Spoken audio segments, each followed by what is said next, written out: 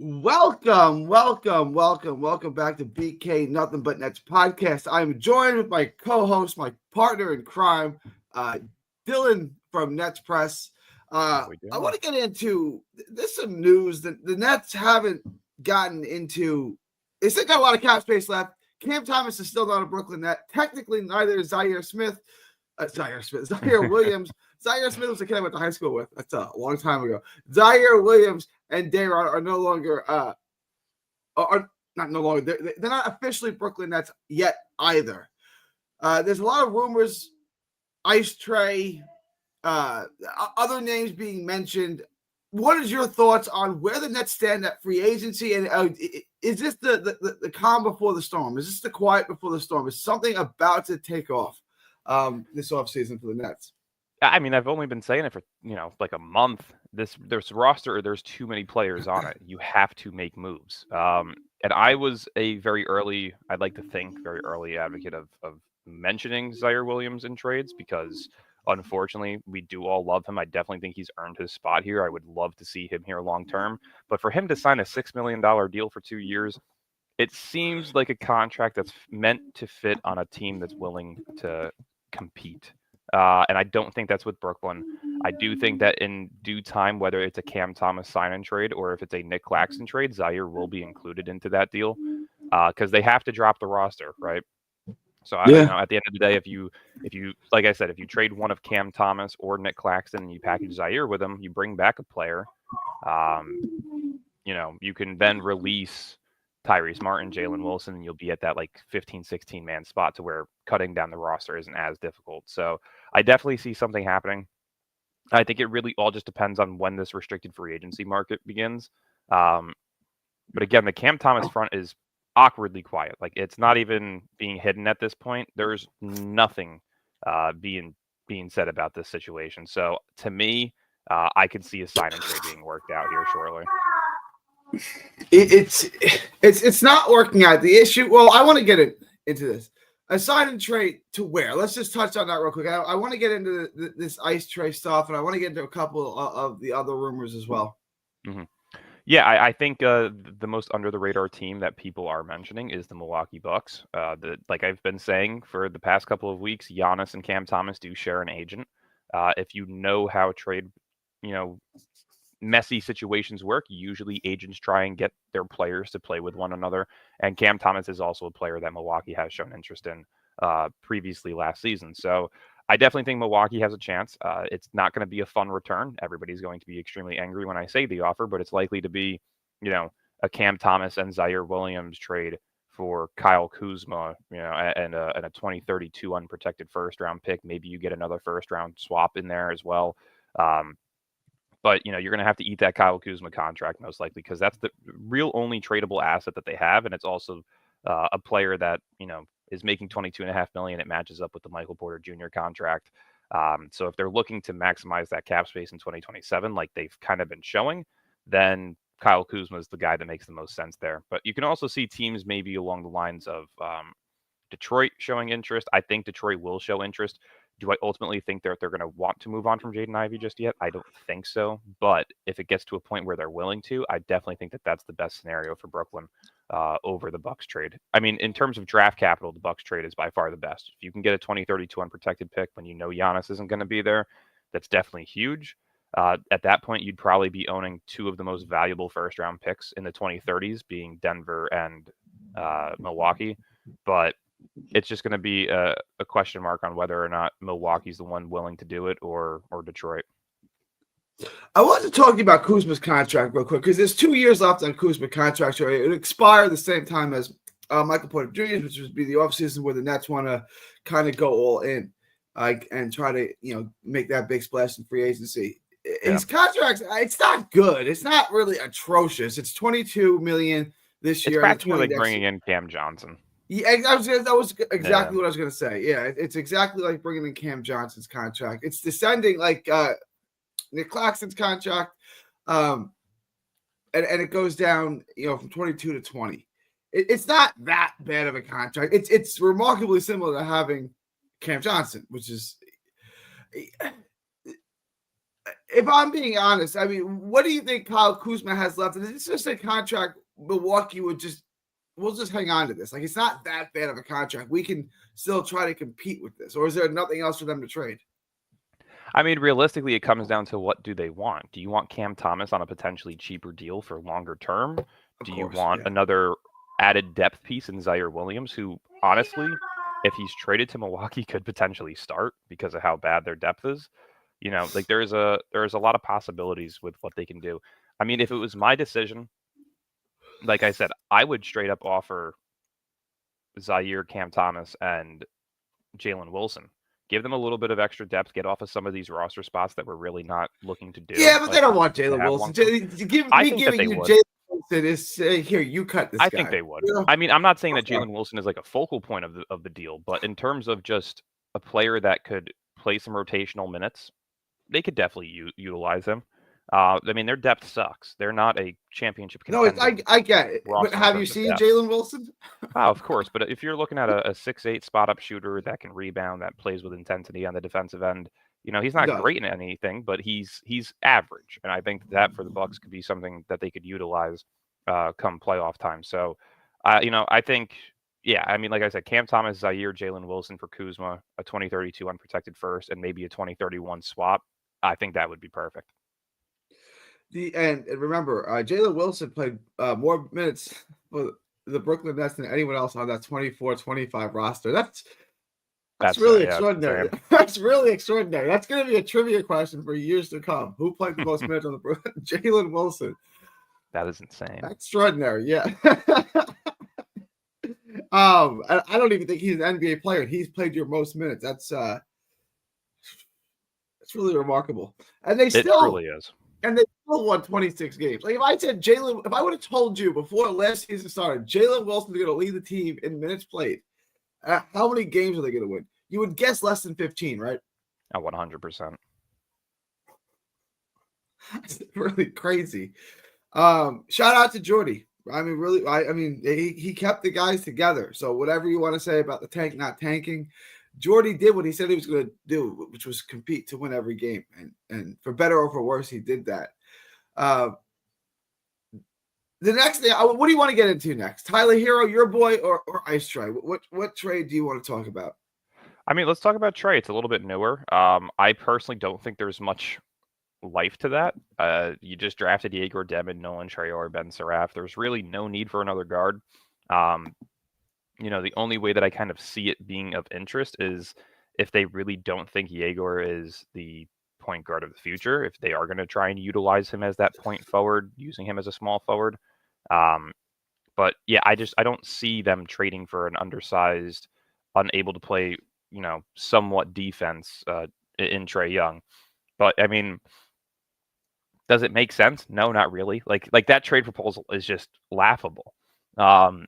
That you just popped up. Like Nick Claxton, they have Onyeka Okongwu, they have Kristaps Porzingis. They don't need to. Yeah, I don't really know why they would want Claxton. I think this is a bad example. They're trying to make the salaries match here. Yeah, and that's the thing, right? They just traded us Terrence Mann, so why would they trade back for him? Yeah. And then Nick Claxton, you already have two centers that you are going to be utilizing this year. There's actually not a single reason to make that trade if you're Atlanta, so it doesn't make sense to me. I think that ultimately, depending on how Atlanta is looking midway through the season, maybe they'll look to make a trade. I still think the team that's going to ultimately land Trae Young is Orlando. They've been linked to him for a very long time. And realistically, you just brought in Desmond Bane, who can play both ends of the floor. You just brought, you have Franz, you have Paolo, who are two guys that can play both ends of the floor. Realistically, getting that third guy that can give you 24 plus in Trae Young and be a primary facilitator, I think that's a great fit for them. Jalen Suggs is a great two-way player, nothing absurd on the offensive end, but realistically, a Jalen Suggs, Jonathan Isaac package, and some picks for Trae Young makes a lot of sense. Can we get Jonathan Isaac? I'm a big Jonathan Isaac fan. I feel like he's the player that Nick Claxton is supposed to be.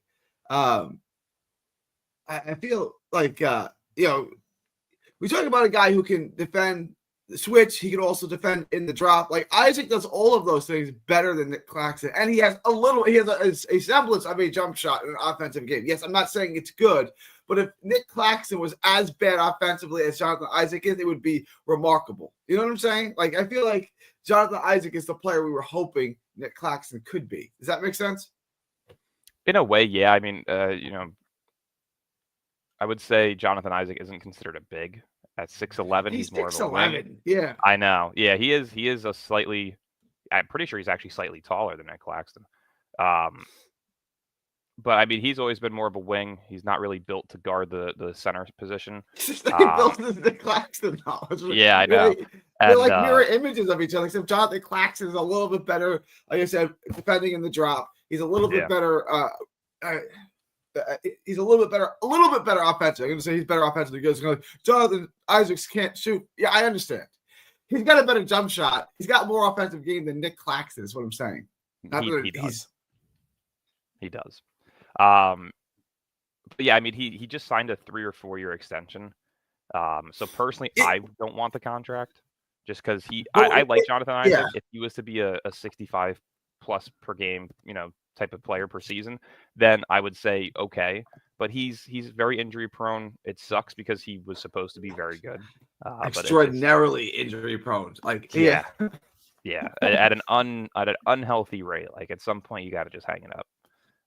So this is interesting. Do you know how much Jonathan Isaac makes per year? I got it up right now. I want to say it's 15 and a half. It's 15 million. It's 14 and a half and 15. So it's 15, 14 and a half, 14 and a half, 15. Right. So we'll call it 15. Who's more valuable to a team as a bench piece? Him or Cam Thomas? Oh, Cam Thomas, I would say. Just because the you see what I'm saying though? Like when the Cam scoring Thomas is something to be, like his scoring is not very matchable to a lot of players that we're trying to compare him to. Now, if you had the conversation with Tyler Hero, who would I say is more valuable? Yeah, I'm going to say Tyler Hero. We're going to have that conversation in a minute. Yeah. We're going to get. But you see my point? Even if you think Cam Thomas is a bench piece on a championship team, which I do, he's still worth more than $15 million, which is what the offer is. Now, no one has any cap space, so he doesn't have many options. But my point is, do you see why he's not going to sign that $15 million a year or less contract? Yeah. Oh, 100%. I mean, listen, at the end of the day, it doesn't matter what you're actually valued at. It just matters about the market. Is he a player 100%? That should probably be paid around that 20 to 23 million mark? Probably. Is he going to get it? No. But it's the situation that they're in. This is we're seeing it with all 4 of the main restricted free agents. Yeah, there's no money to be out there to be had. I don't know what Cam Thomas is going to do. I think you're right. A sign and trade is most likely, but here's my concern about that. He has to agree. He has to agree to the contract. He has to sign the contract, right? Yeah. What contract are they giving him? You're going to say it's going to 16 million so they can match the trade with him and Zaire for Kuzma, right? Mm-hmm. So it'd be about okay.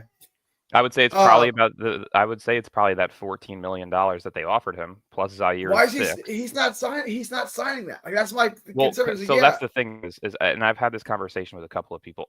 I don't think it's about the money. I think it's about the years, and I also think it's about just the respect level of the organization and how much they desire to want him.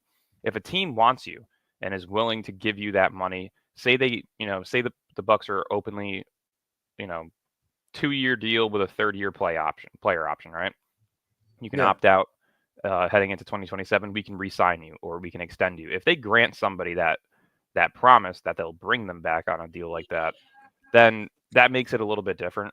Brooklyn's only offering a 2-year deal. The 2nd year is a team option, so he could be hitting open market next year, another year that not a lot of teams outside of the Wizards and Nets have cap space for.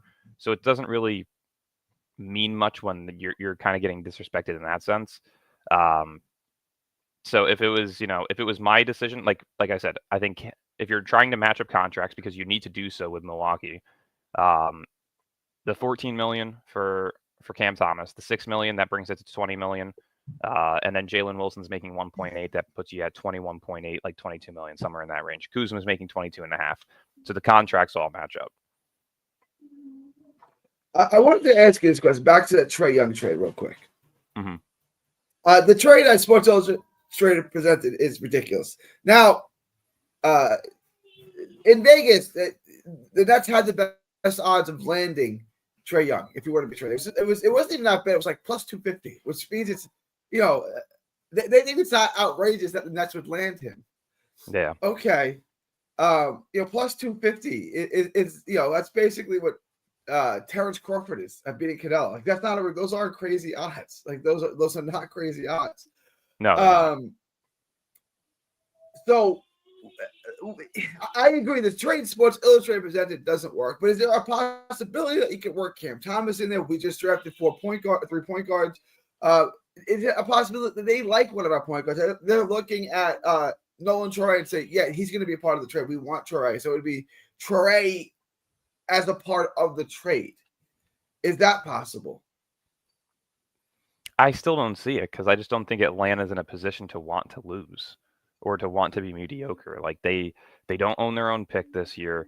They have a playoff contending roster in the East right now. Like I don't see them blowing that up. That makes no sense. I think Trae Young has had every opportunity in the world to request a trade because of how mediocre they've been, and he hasn't. So I personally don't think there's any smoke to the Trae Young rumors, just because it doesn't make sense. If it was to I would say there's no smoke either. But look, Vegas tells you what's going to happen. They really do. Their odds they also had Brooklyn as like a plus 150 at one point for Giannis. You know what I mean? Like, and Giannis is staying in Milwaukee right now. Like, you could put the odds on the next team. It doesn't mean that they're gonna be traded, right? Realistically, the only thing that makes sense if Trae Young is to be moved is if Atlanta physically does not want him, nor is willing to pay him and lose him for nothing. I do think that it depends on how the season plays out. Say that they're still stuck in that 50-50. Like, I'm pretty sure Trae Young's win-loss ratio is dead even since being in Atlanta, right? So they're pretty much the same thing every year, like 41 and 41. If they're on pace to be that again, maybe then you look to trade him because, okay, you've built a better roster. He's your main guy. It's still not working. Let's go get our value for him before we have to extend him. That to me would make a bit more sense, than to try and move him before the season to a team that's going to have to extend him. You're probably going to get less value back in return for it. So it doesn't really make sense at this time for Trae to get moved.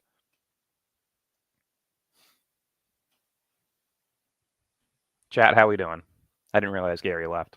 But yeah, I don't see a Trae Young trade happening like in the off season this year. I can see that being a deadline move for sure. If, like I said, if they're not on track to be a high-end playoff team. Commercial break. Gary. Chat, just spam Gary. Or just, actually, you know what? Chat, spam. Oh my God, the Nets just traded for Giannis. Please, can we mess with him? Everybody do it right now. Please. Let's mess with him a little bit. I'm back. Sorry about that. There we go. No Sorry worries. about that. We were just chatting it up. Yeah. All right, so I left. I spaced out on the Trae Young conversation. Where I suggested. Why is Down Under saying, "Oh my God, what's happening?" What's happening? What did we do? Yeah, I agree. LBL says they don't need Claxton at all. I agree. I'm not sure what the oh my God is. Down Under Dunker. What's going on? Does the news get to Australia first? Is that why he's saying, oh my God, are we going to get? I don't know.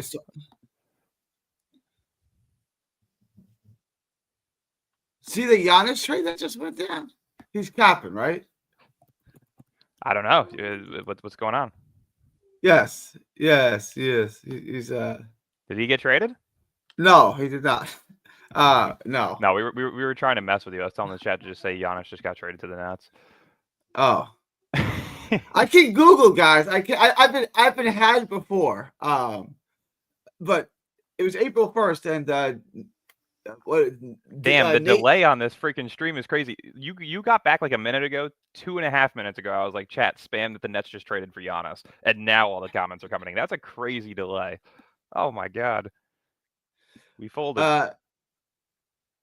But let me let me get this. Does Tyler Hero and Giannis in Brooklyn with AJ DeBanch and Darren Peterson or Cam Boozer work for Brooklyn future?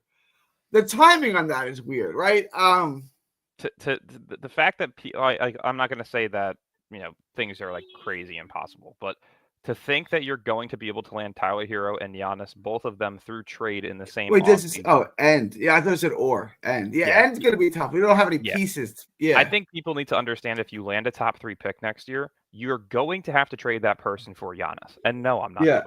We don't have anything else of value to match up with a Giannis deal in terms of player to player. Like if you were to give up Nick Claxton, Cam Thomas, 5, 6 first-round picks, that's maybe something that they think about, but you're probably still going to have to add a guy like Yegor or Trey or Drake Powell. Like, no, it's not worth it. If you get a top 3 pick next year, wait till the following offseason to sign a free agent star that you can get without having to trade for anything.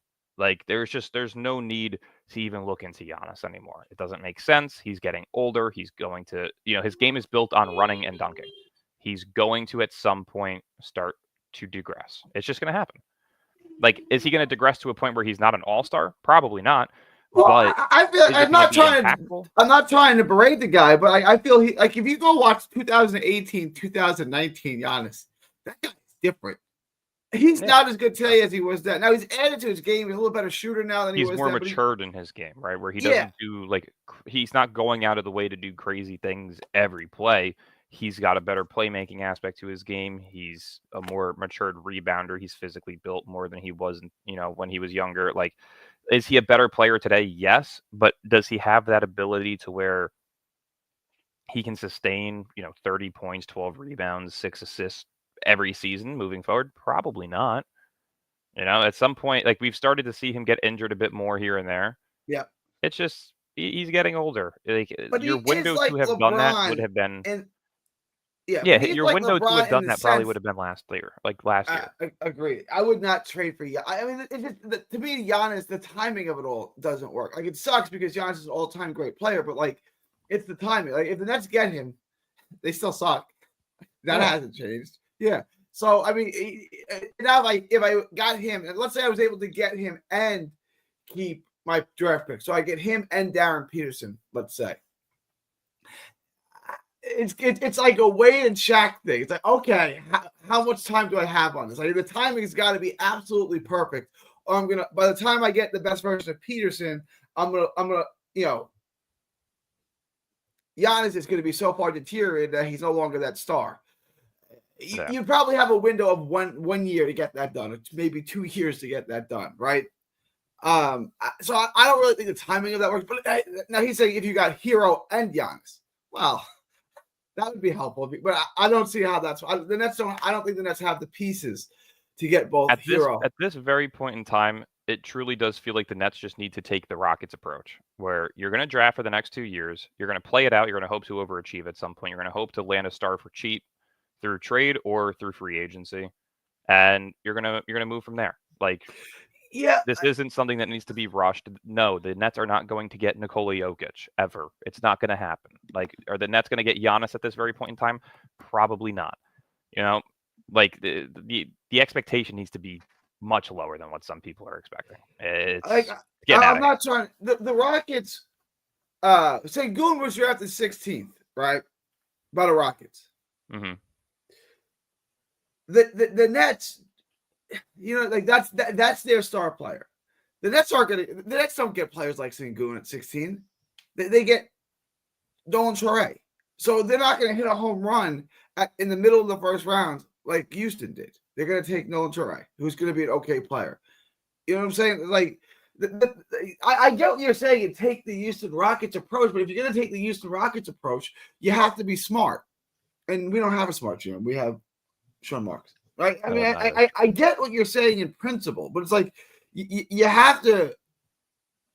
I think your best bet moving forward is going to be just utilizing the draft picks, see what you can get in free agencies. There's just no need to make massive trades where you're giving out 3 to 6 first-round picks. There's no need for that anymore. It doesn't work for anybody.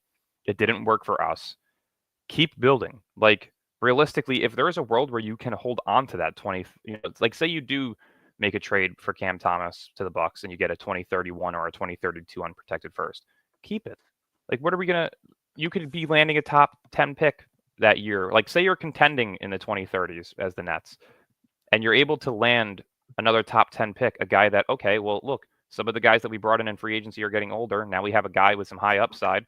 Now we get to just bring him in for the next 4 years and utilize his contract ability to where you can potentially have him for up to 10 years. Like, there's so many better ways to do this that makes it long lasting rather than just trying to bet everything on one superstar. It never works. Just keep doing what you're doing. Like, the Nets don't have their own pick in 2027, but you have your own 2028, you have your own 2029, you have your own 2030. Like, you have every pick moving forward, plus valuable opposing teams' picks. Just keep doing what you're doing. If a star falls into your lap in free agency, sure, that's when you do it. But you don't trade more than 4 first-round picks at this point in time anymore to trade for a guy that's not going to help you immediately win, especially when you're in a position that you don't have anything on the roster currently that could be of like contender status. Like, you don't have a player that really truly stands out. Like, you don't have more than 3 players in this team that could be true playoff players. You have Michael Porter Jr., you got Zaire Williams, you have Cam Thomas, and 2 of those guys may not even be here. So it's That's like, what I'm saying. Yeah. just keep doing what you're doing. Keep building the youth. It's worked for OKC. It's worked for Houston. Just keep playing it slow. There's no need to rush things. But there's no patience to do that here. Right? This is like the Nets organization has never shown any patience at any point ever. When the Nets trade was it still Billy King or was it like Kiki Vandoy or something like that made the Gerald Wallace trade for the first round pick? I couldn't tell you. I like Gerald. I have a Gerald Wallace jersey somewhere. I'm a Gerald Wallace guy. But like, the Nets were horrible. They were literally horrible, and they traded a first round pick, which ended up being Dame Lillard. Mm-hmm. It's like the organization never had, like, what the hell was the point of trading a first round pick for a 30-year-old Chris Wallace at that point? You know what I'm saying? Like, you're a terrible team. Like, if this Net team right now traded a first round pick for Josh Hart, you would say, what the hell are you doing, right? Like, why would you even? That's kind of what the Gerald Wallace trade was. I liked Wallace, but why in the hell would you trade a first round pick for someone like that? Like, I say all that to say there's never been any patience ever. No, and that's why I said you have to almost just hope that at some point they learn from the mistakes, because we've seen every scenario possible in this franchise other than a true slow pace build through the draft rebuild. That's the one thing that we truly have not seen. I don't want to hear that the Nets took players in 4 straight years in the 20s that turned out to be half decent role players and, did some fun dances on the sideline. That's not a rebuild. It is a, oh, fuck, we screwed up. We're not competing. We just have to take what we can get rebuild. That's not a true rebuild. Rebuilding is getting top tier picks, developing players into stars, taking a 2 to 4 year window to really just focus in on development and youth and build through the draft. That's what a rebuild looks like in any sport. So to me, is it a 2-year rebuild in the sense of drafting your own top tier picks? Yes. After that, that's when you are able to start building up a roster. Like, do it gradually. Grab a couple of guys that can help you get into the play-in. Next 2 seasons, grab a couple of guys that can maybe bring you to a low-seeded playoff seed. Like, okay, and then you're at the point where you're starting to dip into those valuable picks from other teams. Now is when you start looking at the stars and the superstars to try and, build through free agency while also still being able to add depth and rotational pieces through the draft. You know what I mean? Like, you have to play things smart. Would you rather 10 guys who are just good, or would you rather one superstar with a bunch of dog shit players around him? You know what I mean? Like realistically, as of right now, in the 80s, you could have one superstar with a bunch of garbage around them, and you could be okay. You could be a 500 team. You could compete. Look at the Philadelphia 76ers for all those years with Charles Barkley. Like they go look at the roster. Jordan with the Bulls. Jordan's first 5 years with the Bulls. Go look at the rosters, and they would compete and they'd be in the playoffs. They'd lose in the first round and stuff and such. But you can't do that anymore. If you put Giannis on this team, it's a 30-win team. The NBA is just too good and too talented, and there are too many good players to think I'm just going to have a superstar and win. It's not going to work. No. And by win, I mean be a 7 seed and lose in the first. It's not happening. You're going to be bad. Well, so my thing is this, right? Look at Orlando. And the term superstar gets thrown around way too much. Do I think Paolo can be? Yes. Do I think he is right now? No. He's one of those guys, like I get it in boxing all the time, where a guy is like, we talk like right on the verge, like Keyshawn Davis. See a super. Yeah, I mean, no, but yes. Like, how many guys in the league would you if you had Paolo, how many guys in the league would you trade him for? Only the superstars, right? Joker, Giannis. Yeah. Okay, so and that's kind of my point, right? Like you can't throw around the term superstar. So if you look at how Orlando has built their roster, they have 3 stars with about 6 great rotational pieces. Not great players, just great rotational pieces. You know what I mean? That's how you build a roster. You don't go for one superstar and then you got a bunch of Jalen Wilsons next to him.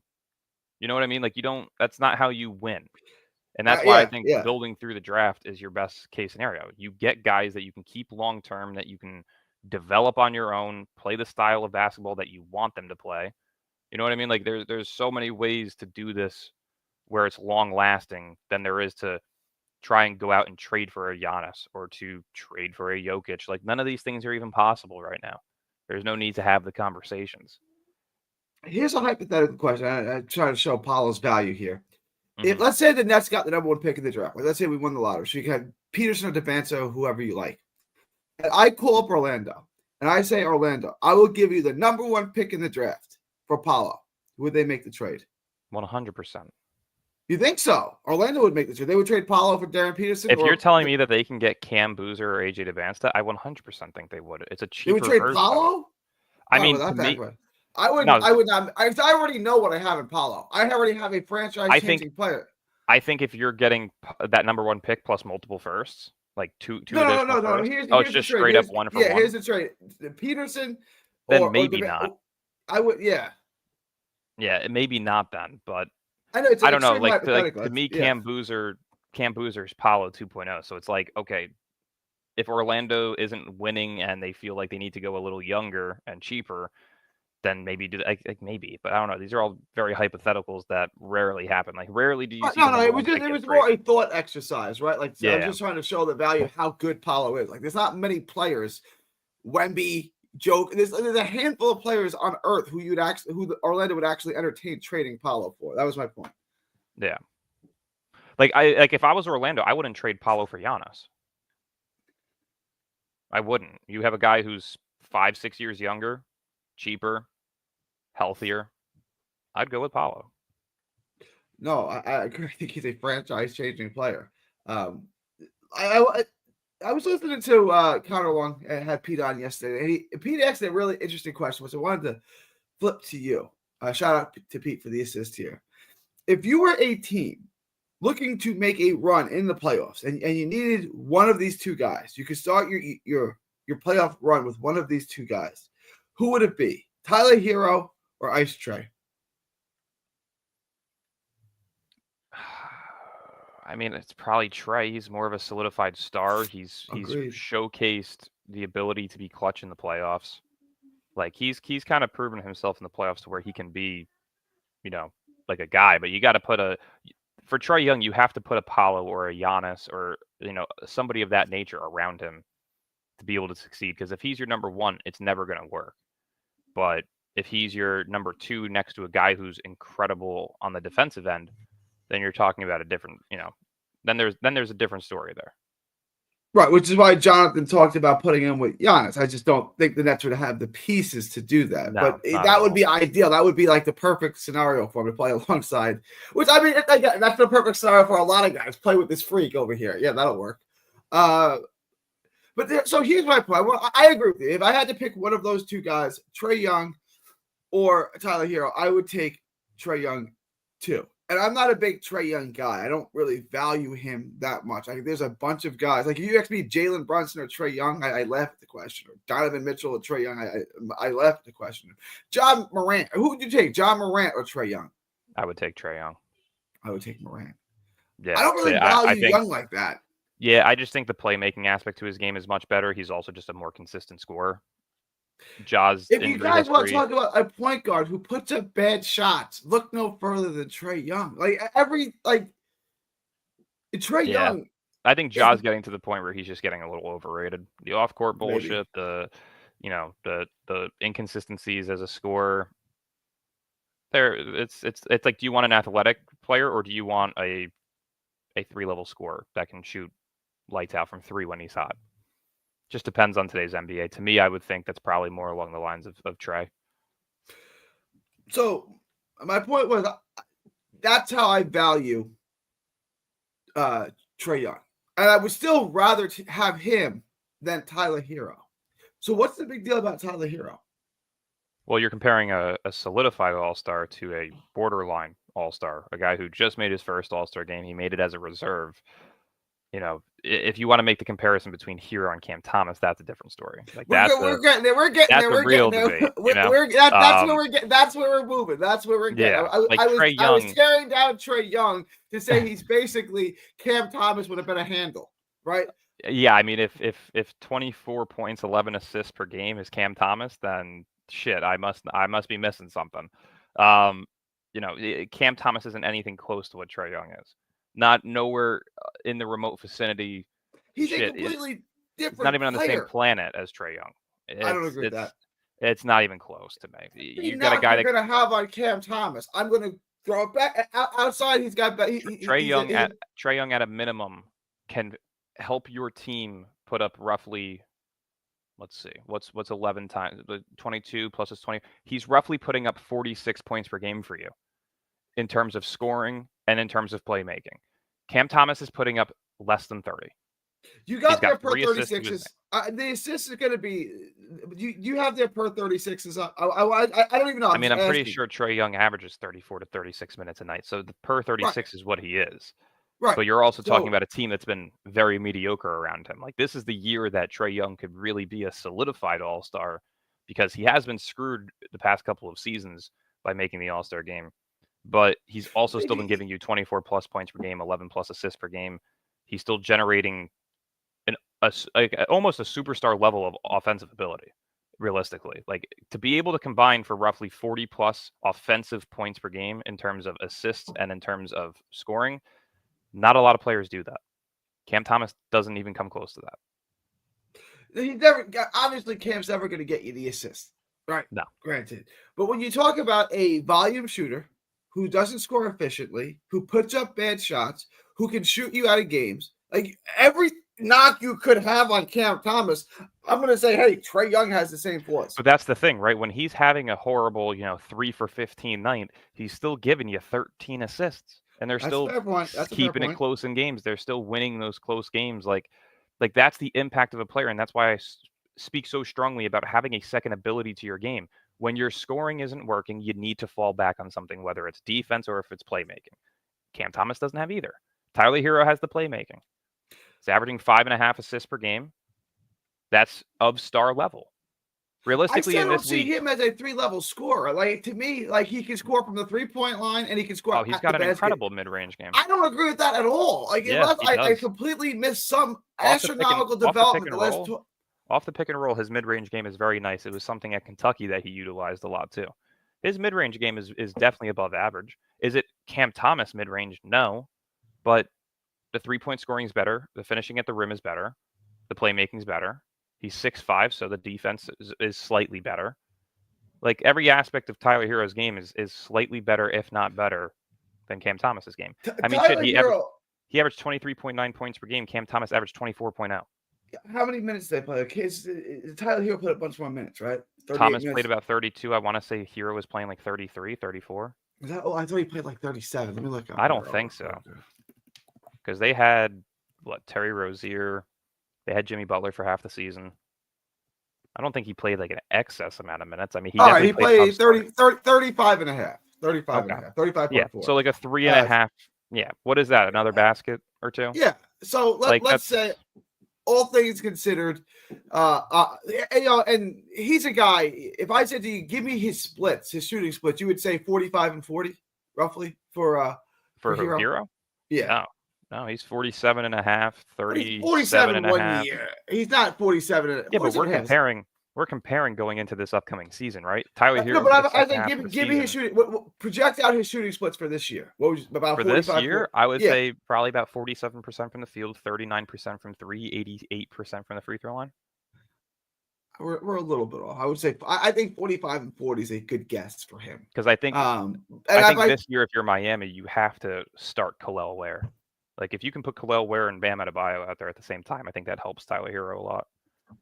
When you have a 7-foot floor spacer and a top tier defensive player in Bam, that's a lot of help that you could use. And then you also have to factor in who are they going to start next to Tyler Hero. Probably. I mean, to me, I think Trae Young's the Tyler Hero fit. Or I'm sorry, is the Miami Heat fit? Like that makes a lot of sense. I would like to get him here in the sense that if we could have Tyler Hero next to Michael Porter Jr. as your second and third option. Now we just need to get that. It's not difficult part, but now we really just need to get that star, right? And then everything kind of falls into place. You have your number 2 option in Tyler Hero, your number 3 option in Michael Porter Jr. I like the way that looks on paper. Now you just need to add your star. Does that make sense? Yeah.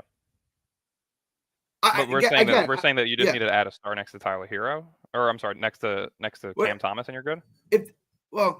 See, that's the difference between Tyler Hero. Tyler Hero can play within any offense, right? Doesn't really matter what your offense is. Tyler Hero can play within that offense. Cam Thomas has to be the offense. I was going to say, I'm not even replying to you here. But again, this is my problem with so many people trying to put up the debates. We're talking about James Harden's inefficient field goal percentage, but he's still giving you 8.7 assists per night, over double of what Cam Thomas does. The 3 to 5 extra missed shots that he's probably missing compared to Cam Thomas's field goal percentage, he's making it up by playmaking and adding points to his team. Like, that's my thing. If you want to be a sub 46% field goal shooter, give me 7+ assists. That's the only way that you can make it up.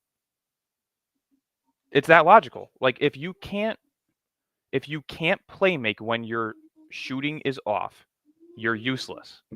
And Cam Thomas cannot play make when his shooting is off. It's just that simple. Like there's no argument to that, right? We agree on that. If he's not giving you 25+, he's not giving you 5+ assists. If he's not if he's not making his shots that day, he should be on the bench. I agree. Like there's nothing. If he's not putting the ball in the basket, he's having one of his bad days offensively. It happens to every player. If he's 2 for 9 and it's the third quarter, just take him out of the game. It's not. Sorry, Cam. There's no role for you here. There's nothing else Cam Thomas does at an NBA level. Nothing. Right? No. I'm not dunking on Cam Thomas. I've said this over and over again. There's nothing Cam Thomas does besides score the basket at an NBA level. Now he does that at an elite level, but there's nothing else to him. So if he's having a bad day and he can't hit the broadside of a barn, there's no reason he's only going to hurt you because there's nothing else he even assisted. There's nothing else that he can be on the court for this reason. He does this. No, he does nothing else on an NBA level, and I get that. But wouldn't you also argue the same thing about Jalen Brunson? But again, we're talking about a guy that gives you 30. He gives you 30. Has performed in the playoffs. But if Brunson's having a horrible 6 assists a game. His 6 assists a game are like pulling teeth, though. You see his 6. Yeah, he's tossing the ball to Karl-Anthony Towns. Yeah, but that's what happens when you're that great of a scorer and you can't find the shot. You find the open guy to hit the shot. Like it's kind of like so. This is my thing. Points and assists in the NBA, how I value efficiency and playmaking, is the same exact way that the MLB used to really love batting average. Today, batting average isn't important, right? Now apparently it's analytics. Now apparently it's getting on base. It's walks. Okay, tell me how the fucking Yankees have been doing. I'm a Yankees fan. We've got one of the biggest analytic departments in baseball. And what do we have? 3 guys that bat over 275? If you compare the 09 roster with Posada, Hideki Matsui, Jeter, Every player on that team was batting over 270. Hence why they won a championship. No, I It's the agree same on thing. that. Yeah. It's the same thing with basketball. If you have a guy that does one thing, but nothing else, it's a liability. That is just a fact. And Cam Thomas does not have the playmaking aspect to his game to where he can actually playmake it at an elite level. He doesn't. He doesn't have that yet. We haven't at least seen it yet. So you can't base things off of what ifs when we haven't even seen a glimpse of it. What did he have this year? 4 games with over 6 assists. That was in a 22, 23 game sample size. So he's a 1 in every 5 game type of guy that can give you 5+ assists. That's not impressive.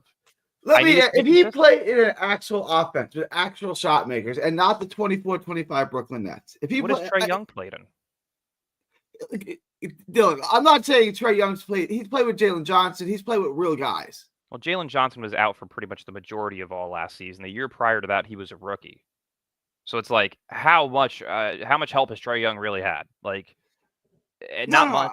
I'm not saying right. But what I'm saying is, if you want to compare him to Hero or Brunson, because those guys are getting 5-6 assists a game, if he played in those offenses with actual shot makers, guys that he could pass the ball to and could make a shot, his assists would go up. Like, can we be real about it? If he had a guy he could pass to and that guy could make a shot, the assists would go up. I can't even actually say yes to that, only because you don't know if he's going to pass the fucking ball.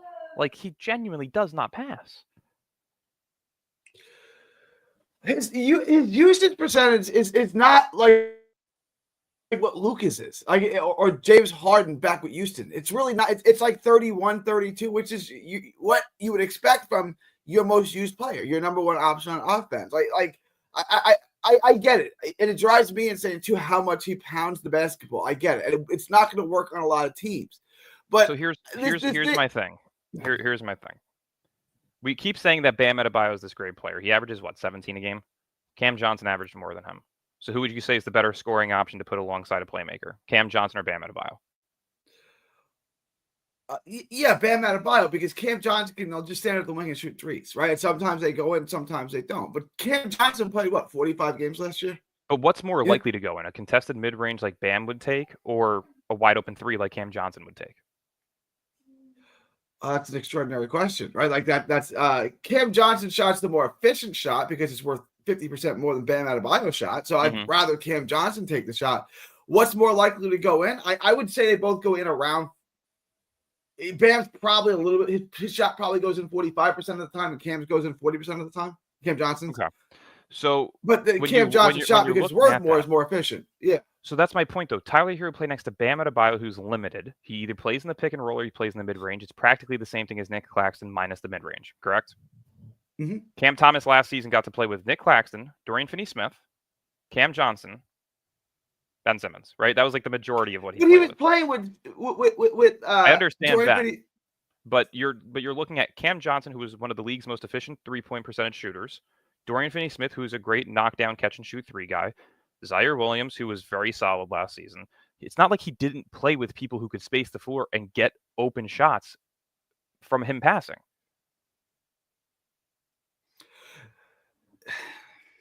Like, realistically, the Nets system was chuck up threes.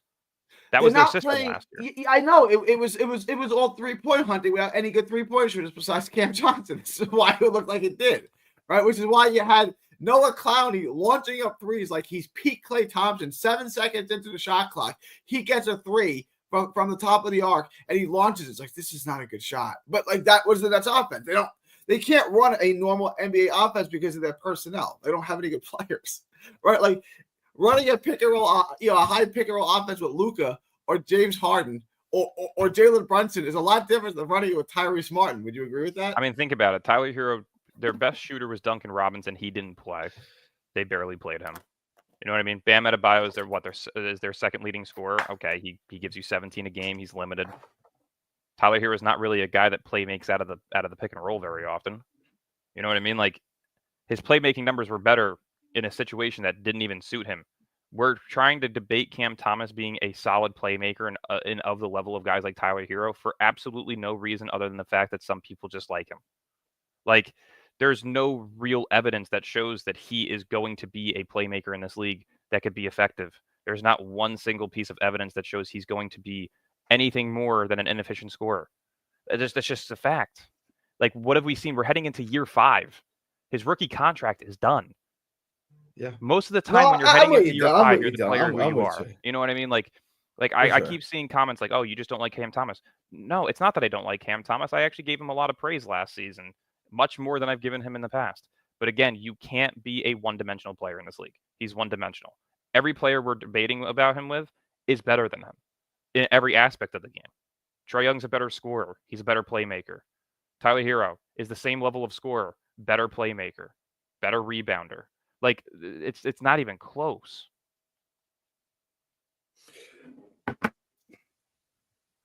I see Leaf saying drop the link. You want to add him in here? Yeah, of course. I got you. Is he gonna cook Tyler Hero? What's his thoughts generally? He's probably gonna back Cam Thomas. And listen, I understand fans wanting a player who is homegrown.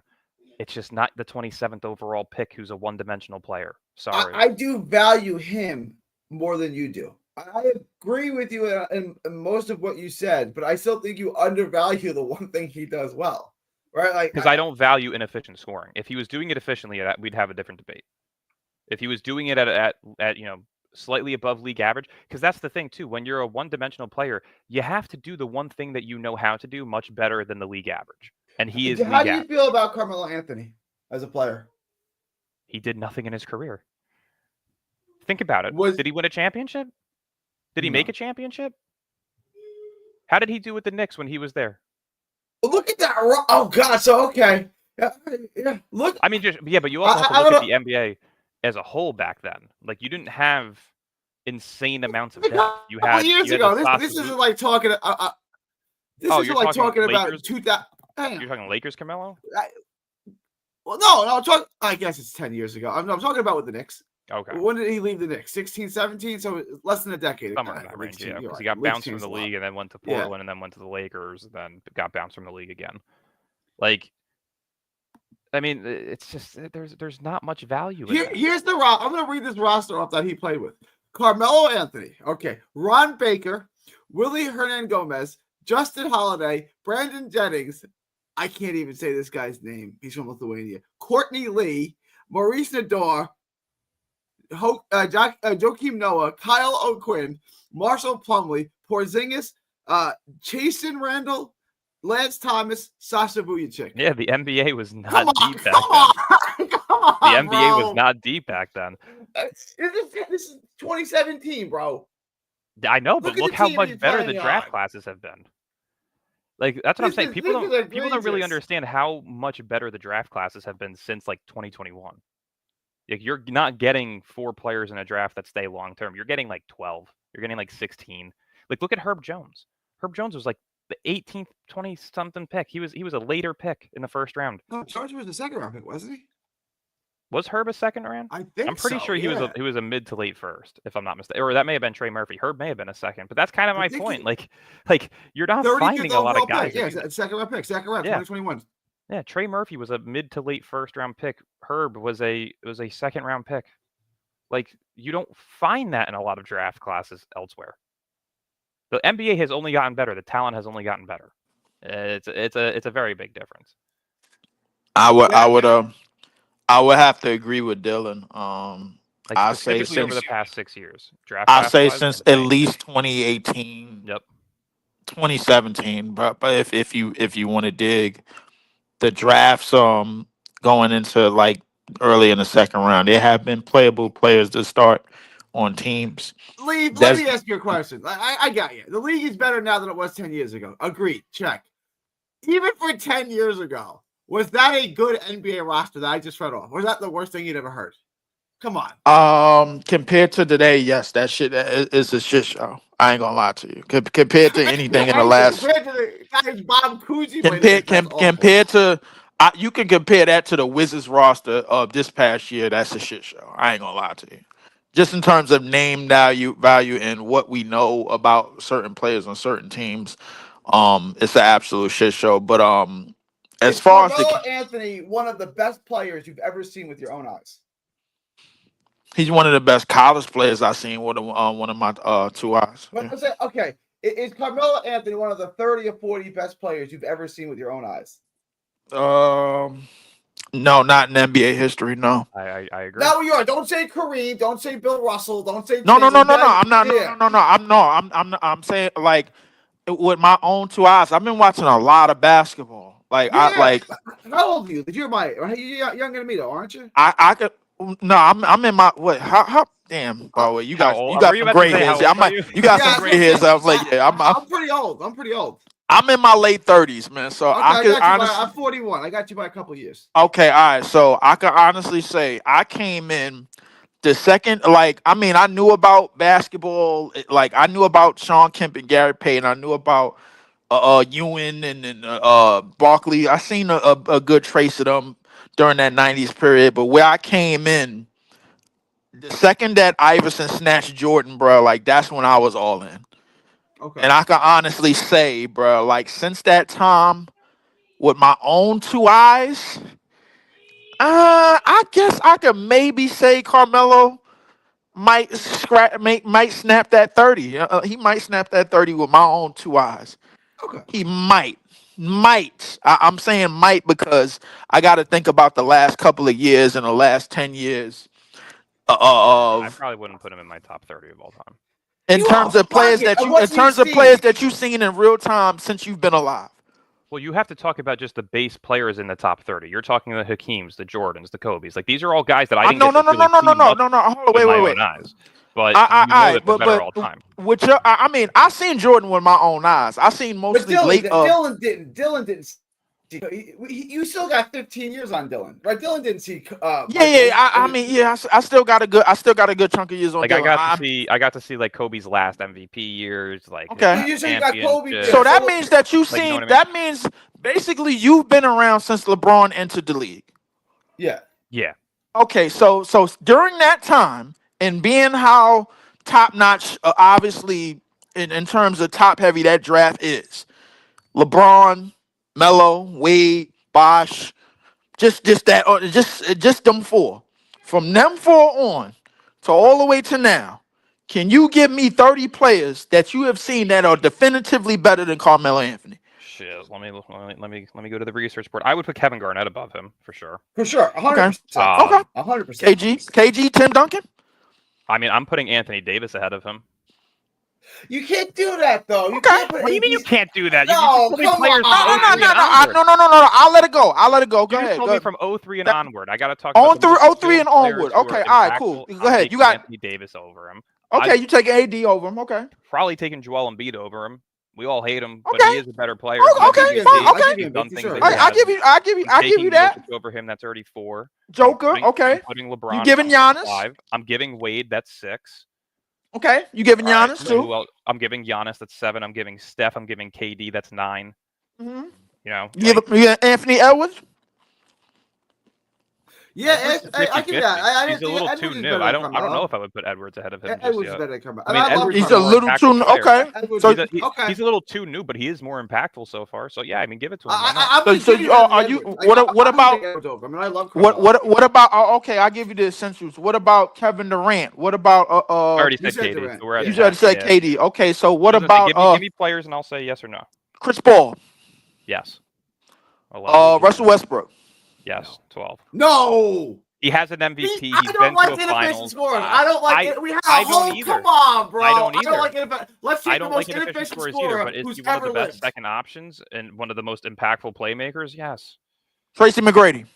100%. Yes. 100% McGrady. Yeah. Paul Pierce? No. Ooh. No. That's the whole debate. Okay. No. Okay. Keep it at 13 there. So no for Paul Pierce. See, you're all over. Paul Pierce is the guy that did every single thing on a basketball court. Everything. Did he? Right? I think so. What Did he really? I think Paul Pierce. You think, or you know? I'm not even a Westbrook guy, Paul by the Pierce way. did I just want to mention that. So you know for a fact that he did everything on the basketball Paul court. Pierce is 100 times better a basketball player than Russell Westbrook. No. I'm saying I'm not even a Westbrook guy, and I was putting Westbrook over Melo just because if you're talking about skill set, accolades, yes. Okay. Here we go. Here we go. I give you. We didn't Kawhi Leonard. We didn't say Kawhi Leonard. Right? Kawhi Leonard. Okay. Yep. Kawhi's better. James Harden. Yep, that's 16. James Harden is better. Okay. What about John Wall? No. No. Bradley Beal. No. Did you're old enough to have seen Iverson, You got to right? give Let me Paul you- George. I'm sorry, but prime Paul Paul George? George. Okay, Yeah, I'll give that. Damian Lillard? Damian Lillard? Dame, yeah, he was more impactful as a winner. Did you I mean, see Paul Iverson? Are George, you old enough to that's see 18. Iverson? We're not counting Iverson. Is I Iverson did get to see a count? little bit of Iverson, right. but yeah, I would put Iverson ahead of him 1,000. Vince Carter. That's not even close. Vince Carter, yes, that's Vince 20. Carter, stop Jason it. Kidd. Stop it. Jason Stop. Kidd, yes, Jason Kidd. that's Fine, 21. Kidd. But hang on. Vince Carter, stop it. Steve Nash. Yes. Just stop with 100% Vince Carter. Vince Carter. Steve Nash. Vince Carter. Steve Nash, that's No. tough because I think he has the most overrated MVP award of all time next to Russell Westbrook. These But guys are not. Oh, better wow. than this is yeah, blasphemy at this point. I think LeBron and Kobe got screwed out of those 2 years. But What's that? LeBron and Kobe got screwed. Okay, I mean, I would agree with you with that, but Russ This is why earned his. I don't put much stock in the MVP award. Look who gets it and look who votes on it. Right? No, Like, it's no. just like, Well, if you're gonna say that, just quickly about the MVP award, if you're gonna say that, you got to look at how it changed. Russell Westbrook changed the trajectory of the MVP award forever. Because of him, if you're not averaging 30, they're not looking at you. It's just that simple. Tell me somebody that wasn't averaging 30, but that wasn't averaging at least a close to the triple double, or at least averaging 30. That since that time that got MVP. I guarantee you can't think about nobody. Really do. Right, because before that you had Dirk, who only averaged like 22. I was gonna say Dirk's a far better player than Carmelo. Yeah, That's Dirk. another one. Okay. Oh, yeah, Dirk. Okay. Okay, Dirk. How about We're at 24, by the way, right now. we have 24. Zach Randolph. I think Zach Randolph now. I think about 5. Marc Gasol. Third. Who did you say? Marcus Gasol now. Pau Gasol. Ooh, that's close. That's very close. That's a lot closer than people think. I wouldn't put Pau Gasol. I wouldn't put Pau Gasol over I Melo. do think that's close. I was gonna say he's I wouldn't put Pau Gasol over him, but I mean, I understand why you think I'm that's gonna take close. Carmelo, but I think Gasol is great. I honestly yeah. may just have to give it to Pau just because of the championships. He was one of the best second options during that era.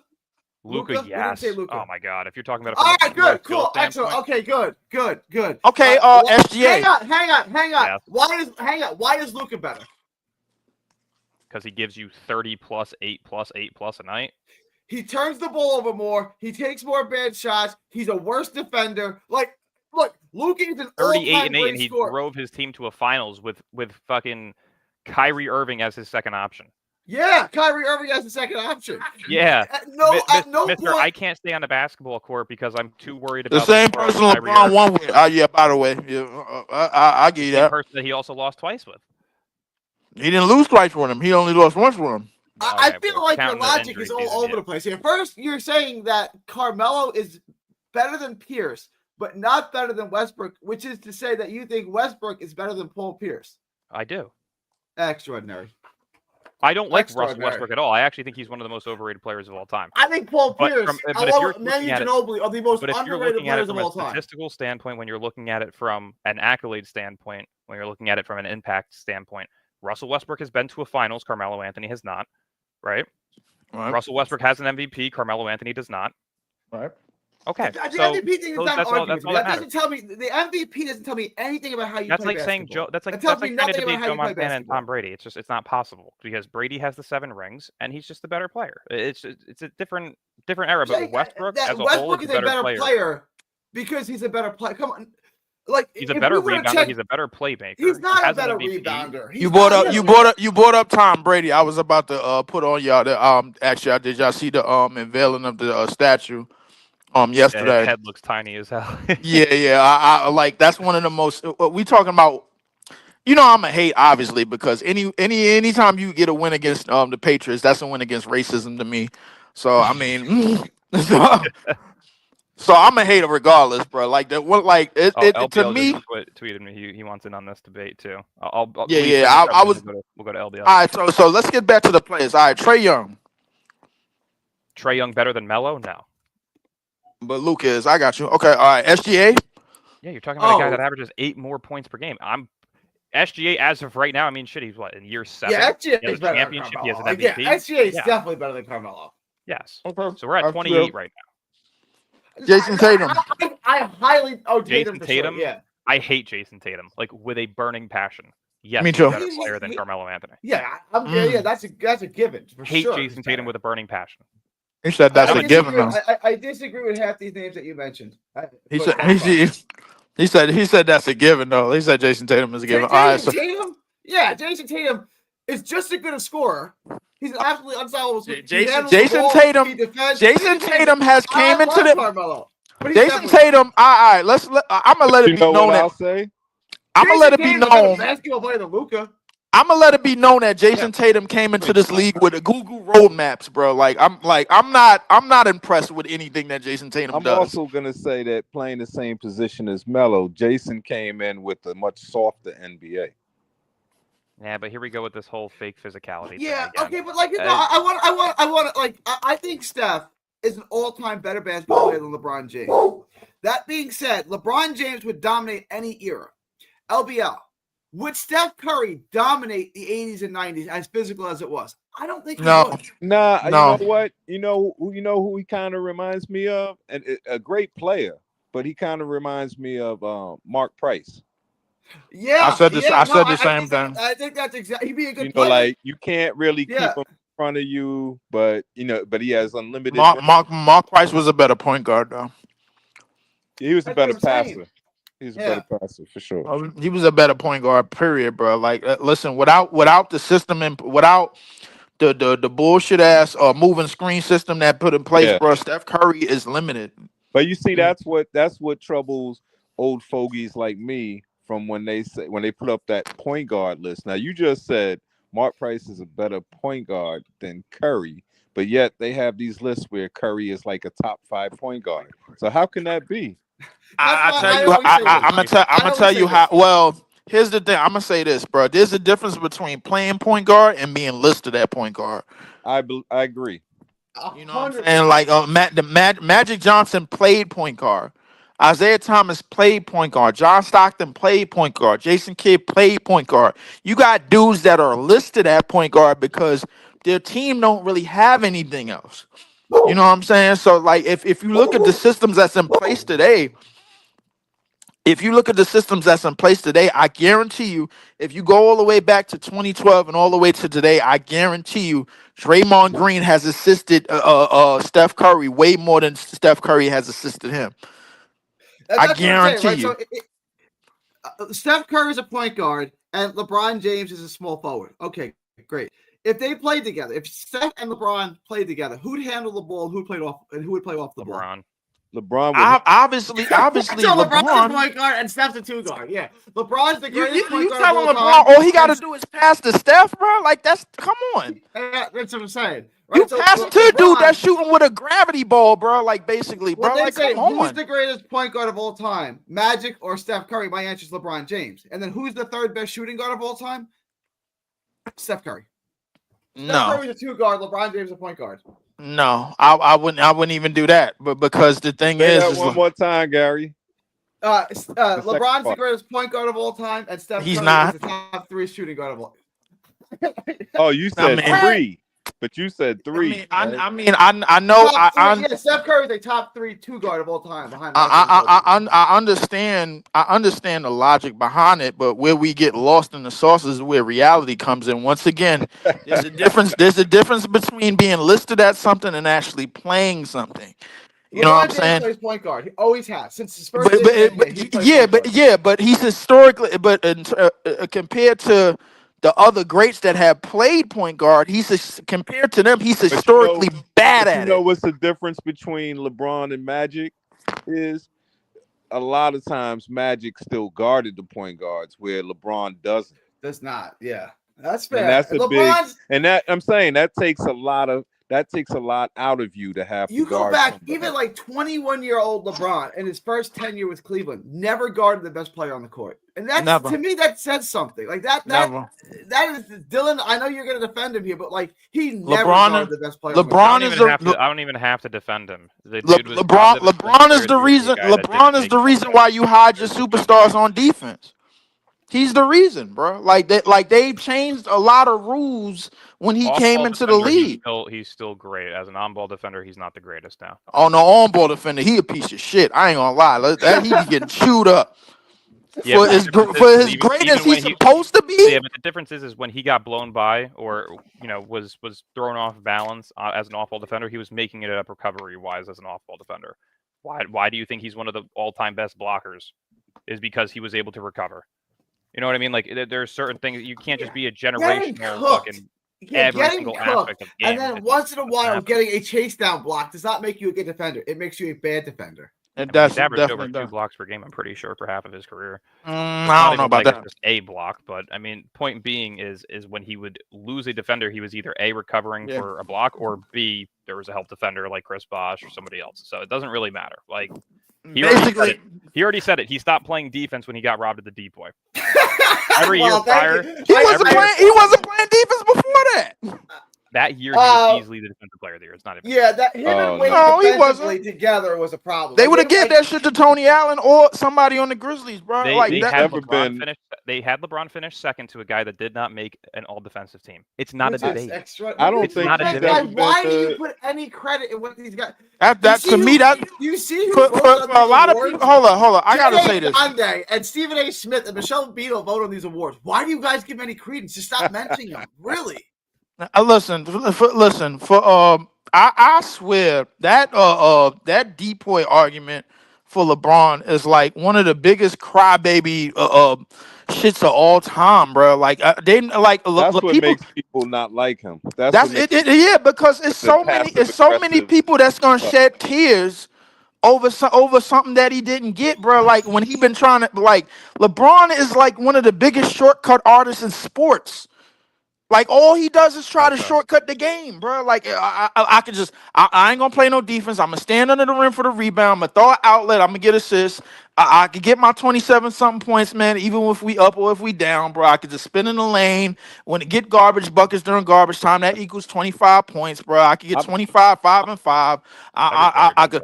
I'm not sure if LeBron because of LeBron. I'm not sure everybody has done that prior to him too. But you know what? I don't remember nobody doing that prior. I'm not sure if LeBron has ever been the best defender on his team. Ever.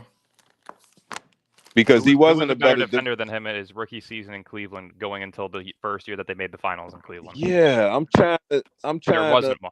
Yeah, I'm trying to think of his early team because I know he had Booby. I don't know who else he had on there. But yeah, there wasn't one because again, maybe his early the best Cleveland defender on a couple of teams of his before that early team. Who was a better defender than him in his second stint in Cleveland?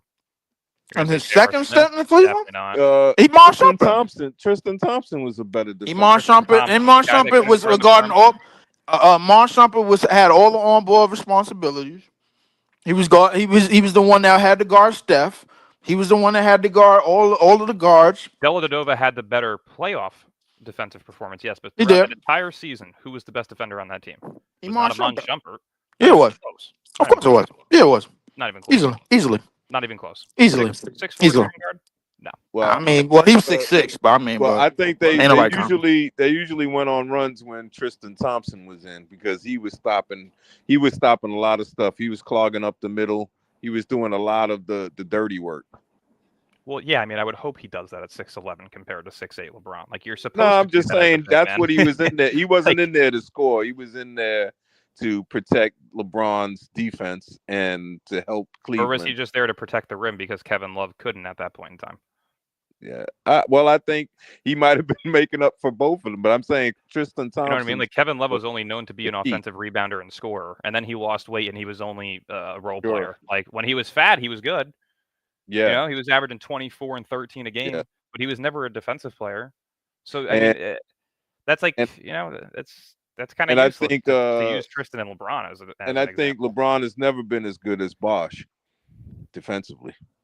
Well, I mean, again, 6'11", 7-footer. No, I'm just saying the best defender. Chris Bosh wasn't able to guard 2s and 3s. But Dylan, what I'm saying is, if you're not, I mean, I know the positions are different, the heights are different, but if you're not the best defender on your team, how do you win best defender in the league? That doesn't make sense to me. Well, how do you finish second in Defensive Player of the Year standings in terms of voting and you lose to a guy who didn't make an all-defensive team, yet you made all-defensive first. But Well, that's that's why that do you voting guys- Gary's why do you talking guys Clearly, he about. had to be any a good enough stock in these defender to make awards? all-defensive first. Yeah, that's that voting Gary's talking about. Yeah, It just why do doesn't. you put stock in It's these awards? I popularity. don't It's care. popularity. Yeah, they're But the point is ridiculous the guy that awards. won it wasn't popular. That doesn't make no sense. Like, I that's thought what it I'm was saying. weird You that can't call it a popularity contest when the guy that I won it thought it is a was no-name. weird that Tyson Chandler won it and didn't make all defensive first team. Gasol didn't make first or second team, which is extraordinary. Like, that's what I'm saying. It almost makes it like there's just that doesn't make sense. Like, Yeah, if you because really look at all winning it is sort if of you like really look at probably what awards every player in this league should have, you could probably do the same with Jordan to where he looks even better. But point is, LeBron should probably have 7 MVPs, 2 Defensive Player of the Years. Like, you know what I mean? Like, his are we at second a stint in point Cleveland where was insane. are we at a point where, like, I mean, I know they wouldn't like it, but most of the awards should just be decided by the players? I think Voted there on should by be the a committee. I think there should be a committee of former players and coaches and executives put together by the NBA, and they vote on the Hall of Fame and these awards. Letting sports writers whose talent is writing vote on these awards makes no sense. They're not basketball people; they're writers. Would you let basketball people vote on who are the best writers, or would you have a committee of writers like they do that give No, out because these KD awards? would give everybody an F. That's what I'm saying for every case. You're right, he would, right? So, but there's people just as petty as him. I remember Bob Ryan, famous sports writer from Boston, saying he'll never vote for any steroid people except for David Ortiz. Well, then you don't have a rule. You don't have a principle. If your principle is I'll never vote for steroid people, fine. I disagree with it, but And you he have got a principle. And he said, well, no, I'm going to vote for David Ortiz because I like David Ortiz. It's like, then you shouldn't have a vote then because you're emotional like a woman. You're not logical like a man. A man should have a principle, right? If my principle is, and I don't agree with the principle, if his principle is I'm not voting for anyone who was caught up with steroids, then that's a universal rule. Not, well, I'm going to make an exception if I personally like the guy and he won a World Series for my team. Yeah. Mm-hmm. But that's what I don't put any credence in these awards because I consider the source. Like, really, you go look at who votes for them. There's some smart people like Van Gundy and some things like that. Yeah. You know what? You're mostly right when it comes. I mean, for me, you're mostly right when it comes to the awards because I look at it sort of like like you evolve and you grow. So I kind of look at it as like the way you look at like Grammys and Oscars and whatever. It doesn't even matter what they say because the work is done. You want to see the best film, you go watch the films and you decide it yourself. It's like the work is done. And same thing with the court. So like when they come back and say, well, this person is this person won 3 DPOYs or whatever. It's like, yeah, but he's, that's just your opinion. It's not really a factual thing. You know what I mean? It's not the work itself. So when Rudy Gobert is up there with 4 of them or something, it's like, I guess a lot of guys like blocks. Yeah, how he keeps winning this award is really beyond me. Blasphemy. He should have 1. He should have none. The last year that he won with Minnesota was better defensively when he was off the court. Yep. I mean, Gary, like Dikembe was a great defensive player, right? Didn't he win 4 or so? But there was a time when he was winning, he still wasn't a better defender than Elijah. when Philly traded Ratliff for Mutombo, they got worse defensively and they got worse overall, and Mutombo got defensive player of the year. It's like, well, how is he defensive player of the year when clearly Ratliff is a better defensive player than him? And what I'm saying is during some of that time, I'd have to check the years to make sure they align, but he was never a better defender than Olajuwon. Never. He was never a better. When you talk about like Ben Wallace was as far as a defensive player, covering all facets of defense, Ben Wallace is way better than him. Great, yes. He was better than Draymond. Yeah, probably. Wallace. Yeah. Strong as hell, could guard the post, could guard the wings. He in today's game, his ability to switch defend, and he'd be the best defensive player in today's game by far. Yeah. Like, he was one of the rare guys that could guard Shaq and Kobe. Like, all right, well, I'm going to guard both today, right? Like, Ben Wallace was defensively one of the best players I'd ever seen. As far as, all-around defensive versatility, being able to guard anywhere on the court. Ben Wallace was And really, if you look like more recently, there's not been a real time where I guess they give Green credit because he plays guys that are bigger than him, but he can't really guard anyone small. No. He can't guard anyone. Yeah, I mean, he can't guard guards, really. Ben Wallace might not be able to even stay on the court with how bad he was offensively. He's a better offensive player than Nick Claxton. He could pass the ball. He could pass the ball out of the post, right? He could do things on a court. Nick Claxton's absolutely lost offensively. You know what? They're probably not wrong saying like, well, yeah, he couldn't even get on the court today, but that has nothing to do with his basketball prowess. It's a coach's preference of how they want to play. So obviously, yeah, he can't score, so he wouldn't be on the court. But then that same token, Cam Thomas fans get mad at me because Cam Thomas wouldn't get on the court back in the days because he can't play defense or something, I had this conversation with my dad. Bernard King got on the court, right? Bernard King is an all-time great player. What did Bernard King do? He did three things, right? Score, score, and score. He could do nothing else. But Bernard King, well, he could rebound when he wanted to. You know what I'm saying? He could. He's 6'7". He could grab a couple, but he wasn't a good rebounder. And when you talk about efficiency, you have to talk about efficiency because he kept you in games more than Cam Thomas would. Like with his efficiency. Yeah, but efficiency is the most important aspect of scoring. Bernard King, and Bernard King had a year he averaged 30 points a game without the three ball. Averaged 30 points a game and shot 58%. It's crazy. It's crazy. I agree. It's crazy. But my point is, Bernard King only did one thing well at an NBA level, and that was score. And he did that better than anybody else. But that's all that he could do, really. Like you can say, yeah, he grabbed 5-6 rebounds. But you know what? I would call him a more versatile scorer than Cam Thomas because Bernard King, like if he had to join this team, the 0.5, Bernard King could do it. Okay. And there'd be no question. I've watched highlights of him and stuff, but there's no question about it. He had a quick release. He could come right down, bang. There's a point. There's a point. There's another field goal. That's what I'm saying. He doesn't need to dribble the ball and all that. Yeah. See, Andrew Toney from the Sixers, kind of the same thing. He could only he went to school with my brother, USL. Okay. That's Ron Guidry's school. All right. I gotta wrap this up, guys. You guys got anything else you want to add? Because I gotta wrap this. No, I think we're good. All right. Dylan, we stayed on topic. We stayed on topic for most of the show, and then we got into hopefully we get something, man, because we're already almost midway through August. This is ridiculous. They were really looking for the Leaf crash out. That's what they were really looking for. I'm always looking for. He did not mention Zach Edey once in that entire time he was on. I'm actually kind of shocked by that. Or Hanson Yang. LBL, who was the Nets GM when they made that Gerald Wallace trade? When they traded Gerald Wallace, a first-round pick to get Gerald Wallace, was that Kiki? I want to say that was still King. I still want to say I don't remember.